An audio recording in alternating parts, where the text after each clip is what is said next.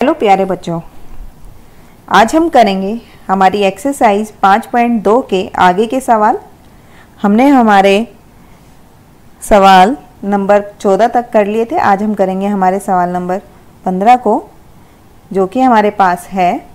आपको दिया हुआ है n के किस मान के लिए आपके पास, यहाँ पर आपको दिया हुआ है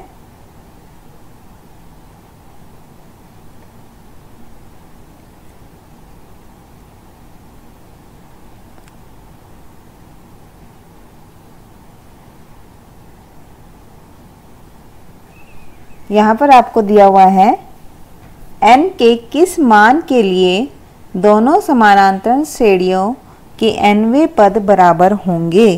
तो यहाँ पर हम मान लेते हैं, हल जो आपका आ रहा है, हल माना पहली AP जो आपको दी हुई है, पहली AP वो है आपके पास यहाँ पर 63, 65, 67 एंड सो ऑन। इसी तरह हमारे पास यहाँ हम दूसरी हमारी जो AP आ रही है उसको हम मान लेते हैं 3, 10, 17। अब आपको बोला nवां पद जो है आपका दोनों का बराबर है। तो यहाँ पर जो पहली AP है उसमें हमने माना A जो आ रहा है वो है 63 और D आपके पास है, D आपके पास आता है 65 माइनस में 63, जो कि आपको मिलता है 2। इसके बाद अगर हम देखें दूसरी AP में, तो यहाँ पर ये आपके पास आ रहा है 3, 10, 17। तो दूसरे को हम मान लेते हैं B, जिसमें B है 3 और D आपके पास, इसको हम D1 से इसको D2 से दिखा देते हैं, 10 माइनस में 3, जो कि आपके पास आता है 7। अब हमें बोला है nवां पद बराबर है, यानी कि an बराबर में आपका है bn। तो an आपके पास आ रहा है यहाँ पर a प्लस में n माइनस में 1 d बराबर में b प्लस में n माइनस 1 d। तो यहाँ पर आप लिख सकते हैं इसको, a हमारा आ रहा था 63 प्लस में n माइनस 1, d आपके पास आ रहा है यहाँ पर 2, ये d1 है, ये आपका है d2, और b आपके पास था यहाँ पर 3 प्लस में n माइनस 1 और d2 आपके पास है 7। तो यहाँ पर आप लिख सकते हैं 63 माइनस में 3 बराबर में 7 n माइनस 1 माइनस में 2 n माइनस 1। यहाँ से आता है 60 बराबर में आपको मिलता है यहाँ पर 7n माइनस में 7 माइनस में 2n माइनस माइनस प्लस 2। तो यहाँ से हमारे पास आता है ये 5n माइनस का 5। तो आप 5 अगर इधर लेके आते हैं तो आपको मिलता है 60 प्लस में 5 बराबर में 5n। तो ये आपके पास हो गया 65 बराबर में 5n। तो 65 को जब हम 5 से डिवाइड करेंगे तो यहाँ पर आपके पास n आ जाता है 13। तो इसका मतलब है अतः दोनों AP में 13वां पद समान होगा। दोनों AP का 13वां पद समान है।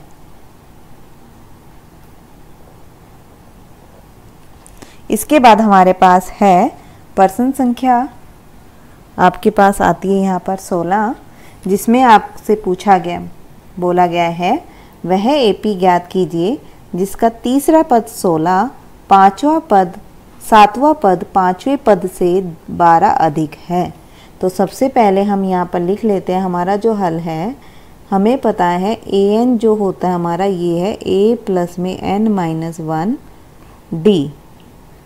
अब हमें बोला गया है तीसरा पद, तो n बराबर अगर हम 3 लेते हैं तो a 3 हमारे पास आ गया, a प्लस में 2 d, और तीसरा पद आया है 16। तो 16 बराबर में a प्लस में 2d, इसको हम मान लेते हैं समीकरण 1। इसके बाद आपको बोला है कि जो 7वां पद है आपका 5वें पद से 12 अधिक है। तो आपके पास जो 7वां और 5वें पद में अंतर कितना आ रहा है, 12 का। तो आप लिखेंगे a7 माइनस a5 बराबर में 12। तो यहाँ से फॉर्मूला लगाएंगे तो a प्लस में 6d माइनस में a प्लस में 4d बराबर में आपका आता है 12। तो a से आपका a कैंसिल हो गया यहाँ पर, माइनस a माइनस 4d बराबर में 12। आप देखेंगे a से a कैंसिल, 6 में से अगर हम 4 माइनस करते हैं तो आता है 2d बराबर में 12। तो d आ गया हमारा 12/2, यानी कि ये आ जाता है आपका 6। तो d का मान यहाँ से निकल के आता है 6, d बराबर 6 समीकरण 1 में रखने पर, जब आपने समीकरण 1 में इसको रखा तो आपको वहाँ से मिल जाएगा a प्लस में 2, d आया है 6 बराबर में 16। तो a बराबर हो गया 16 माइनस 12, यानी कि आपके पास आ गया 4। a आता है 4 और d आ गया हमारा 6।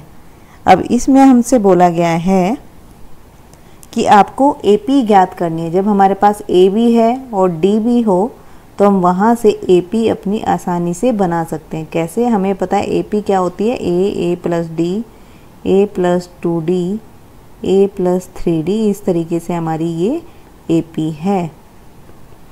अब हम इसमें अपना मान रख देते हैं A और D का।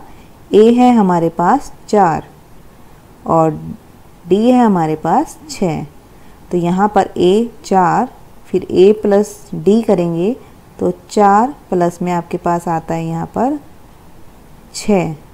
इसके बाद आप लिखेंगे 4 प्लस में 2 गुणा में 6। इस तरीके से आप आगे लिखेंगे तो आपको मिलेगा 4 10। यहाँ पर आपके पास आगे होगा यहाँ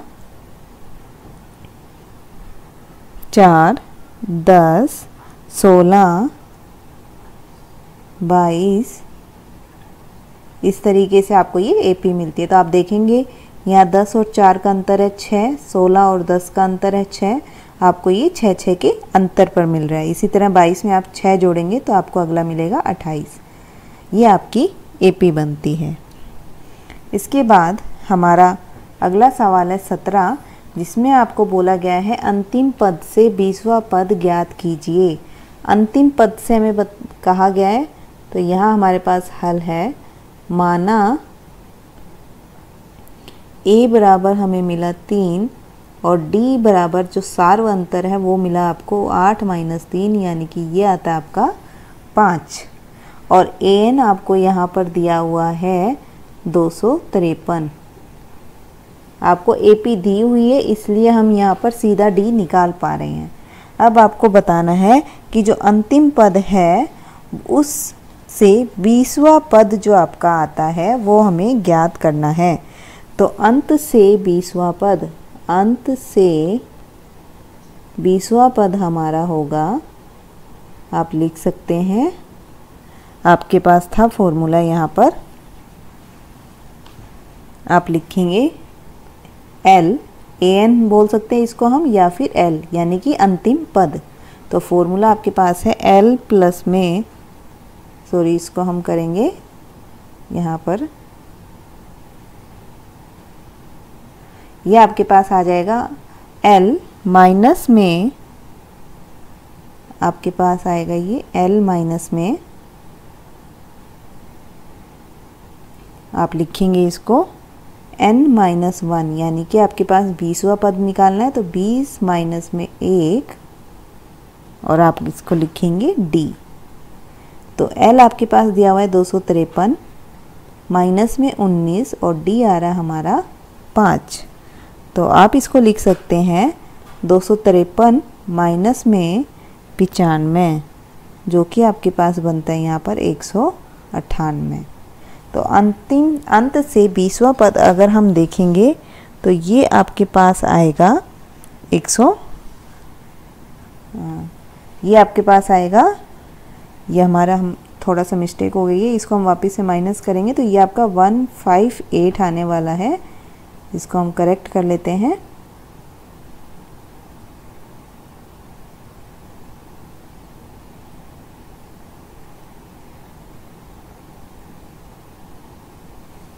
ये आपके पास वैल्यू आती है।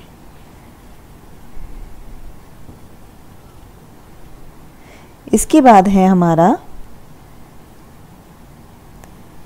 अगला सवाल जो कि आपके पास है यहाँ पर 18वां सवाल, जिसमें आपको बोला गया है किसी एपी के चौथे और 8वें पदों का योग तो 24 है, छठे और 10वें पदों का योग 44 है, तो पहले 3 पद ज्ञात कीजिए। तो यहाँ पर हमारा हल होगा चौथा और 8वें पद का योग, यानी कि पहले हम फॉर्मूला लिख लेते हैं an बराबर में a plus n minus 1 d। तो यहाँ पर आपके पास चौथा और 8वां पद आता है a4 प्लस में a8 बराबर में 24। तो a4 जब हम इस फॉर्मूले से निकालते हैं तो आपके पास आता है a प्लस में 3d प्लस में a प्लस में 7d बराबर में 24। तो यहाँ से आपको मिला 2a प्लस में 10d बराबर में 24। आप देख रहे हैं ये पूरी 2 से भाज्य है, तो हम क्या कर देंगे, 2 से सभी पूरे को भाग देने पर आपको मिला a प्लस में 5d बराबर में 12। ये आपके पास आ जाती है समीकरण 1।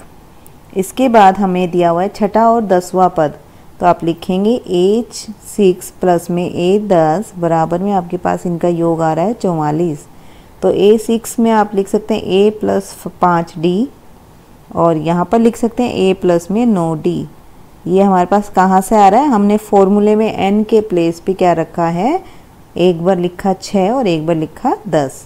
तो ये आता है 2a प्लस में 14d बराबर में 44। ये भी 2 से भाग हो जाती है आपकी पूरी, तो ये आ जाएगी a प्लस में 7d बराबर में आपके पास आता है 22। ये हो गई हमारी समीकरण 2।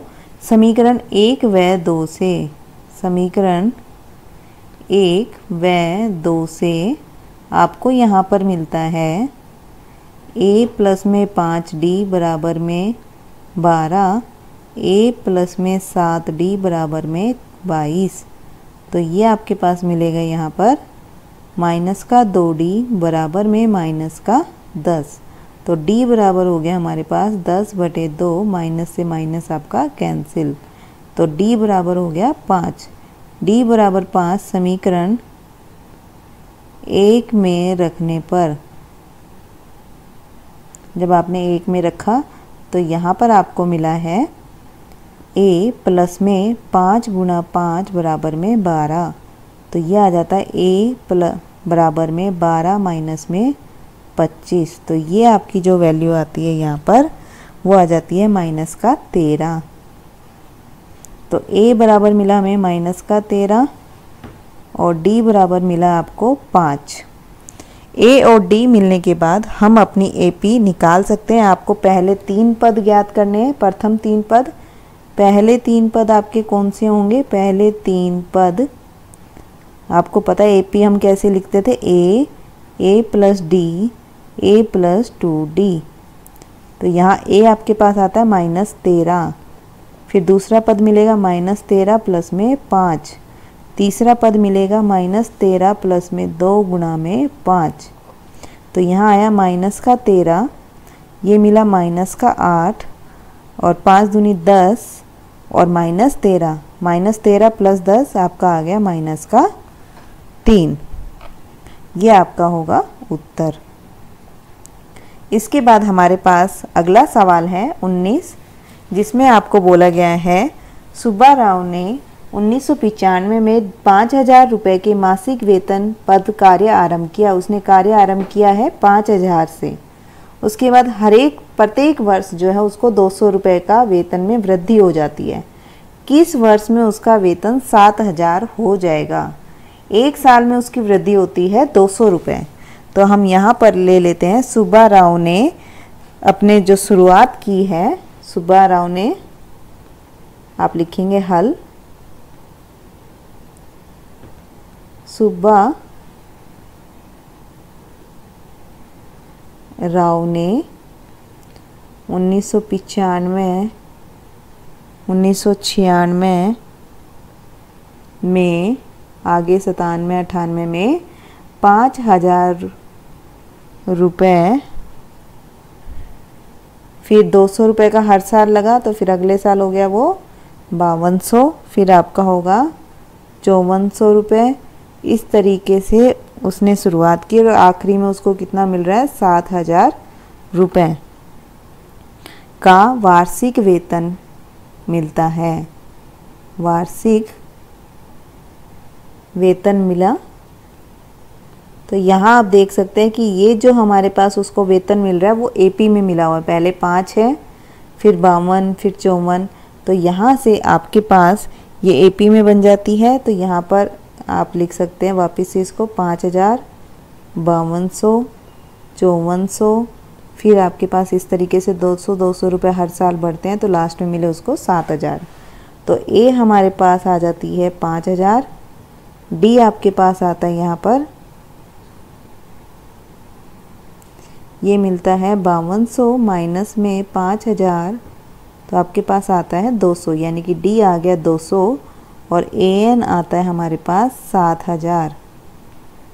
तो अब हम इन सभी को अपने फॉर्मूले में रख देते हैं। तो यहाँ पर हमारे पास फॉर्मूला है ए एन बराबर में ए प्लस में एन माइनस 1 डी। तो ये आपके पास आता है 7000 बराबर में 5000 प्लस में n माइनस 1 डी आपके पास आता है 200। तो आपको यहाँ मिला 7000 माइनस में 5000 बराबर में n माइनस 1 गुणा में 200। तो ये आपको मिलता है 2000 बटे में 200 n माइनस 1। तो यहाँ आपको मिला ये मान 10। आप लिख सकते हैं n माइनस 1, यानी कि n बराबर हो गया हमारा 10 प्लस 1 यानी कि 11। तो अतः 11वें वर्ष में उसको 7000 रुपये का वार्षिक वेतन मिला। तो आप लिख सकते हैं उसको कितने वर्ष में मिला, 11वें वर्ष में। 11वें वर्ष में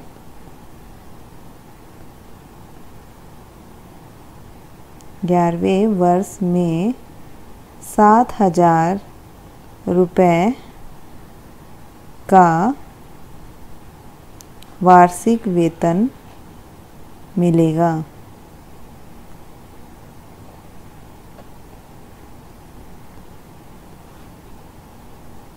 या फिर वार्षिक वेतन मिला।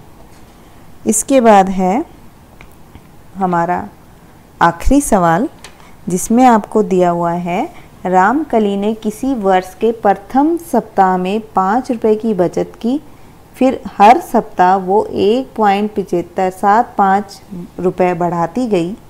यदि nवें सप्ताह में उसकी वार्षिक बचत 20 रुपये 75 पैसे है तो n ज्ञात कीजिए, यानी कि उसको कौन से वर्ष में 20 रुपये 75 पैसे उसको वो बचा लेगी, कौन से सप्ताह में।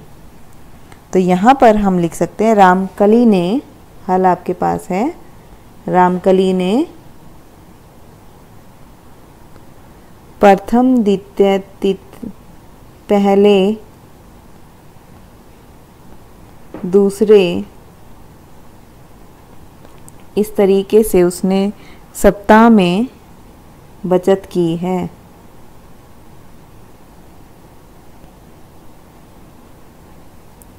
सप्ताह में बचत की है जो कि कितनी है उसकी 5, 1.75 और फिर वो जाती है ऐसे ही उसने लास्ट में बचाए हैं अपने 20 रुपये 75 पैसे।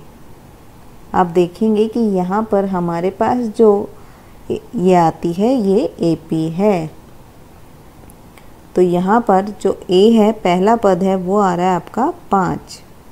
डी आपके पास आता है 1.75 माइनस में 5।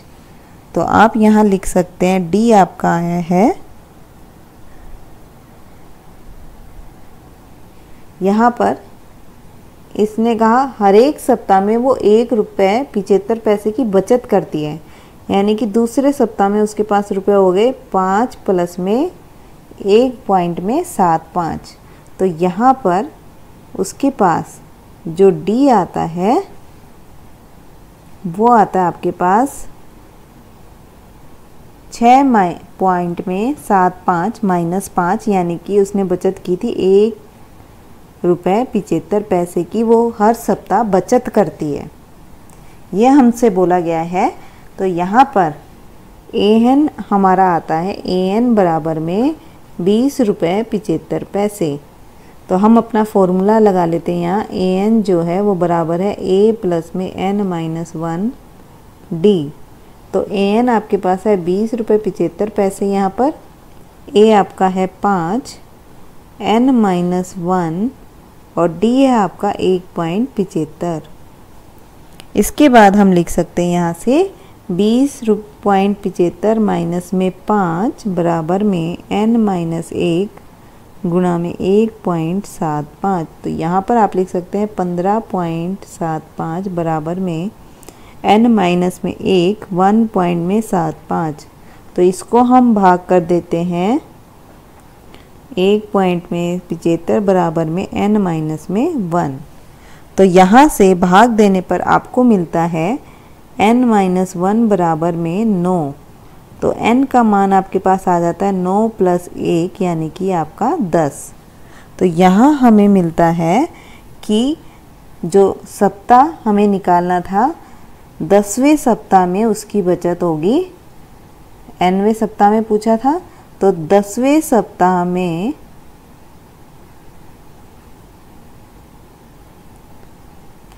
साप्ताहिक बचत उसकी होगी 20 रुपये 75 पैसे हो जाएगी। 10वें सप्ताह में उसकी बचत 20 रुपये 75 पैसे हो जाएगी। ये थे हमारे आज के सवाल 5.2 के। इसके बाद हम अपने नेक्स्ट वीडियो में देखेंगे हमारी प्रश्नावली 5.3। Thank you.